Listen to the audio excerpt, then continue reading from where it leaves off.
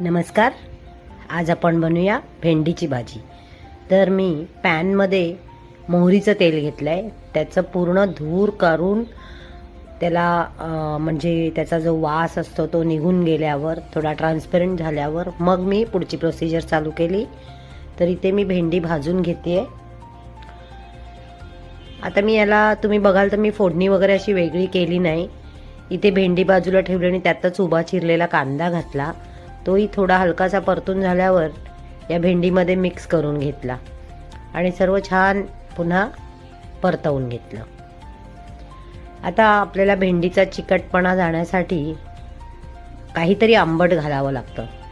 तर मग मी याच्यातच उभा चिरलेला टोमॅटो घालून घेतलाय आणि सर्व एकत्र करून पुन्हा एकदा परतवून घेतलं. आता आला मसाल्यांचा टर्न. तर माझ्याकडे जरा वाटलेलं वाटण होतं, म्हणजे कांद्या खोबऱ्याचं वाटण, जे तुम्ही बऱ्याच वेळा बघितलं असेल माझ्या व्हिडिओजमधनं. हे ऐच्छिक आहे, घालायचं असेल तर घाला. मी आपलं असंच जस्ट काही ना काही करून बघत असते, एक एक प्रताप म्हणून मला इच्छा झाली की आपण हे घालून बघूया कसं लागतंय. पण खूप छान लागलं ते.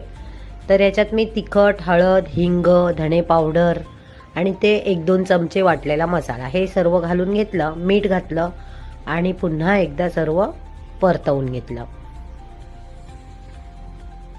हे पहा, खूपच टेम्पटिंग दिसते. मग झाकण ठेवून थोडं शिजवून घेतलं आणि अगदी थोडीशी चवीपुरतं अगदी थोडीशी साखर घातली, म्हणजे पाव चमचा वगैरे, आणि पुन्हा एकदा सर्व मिक्स करून घेतलं. भरपूर कोथिंबीर घातली आणि आपली भाजी सर्व करायला तयार. कशी वाटली आजची भाजी सांगायला विसरू नका. लाईक, शेअर, सबस्क्राईब नक्की करा.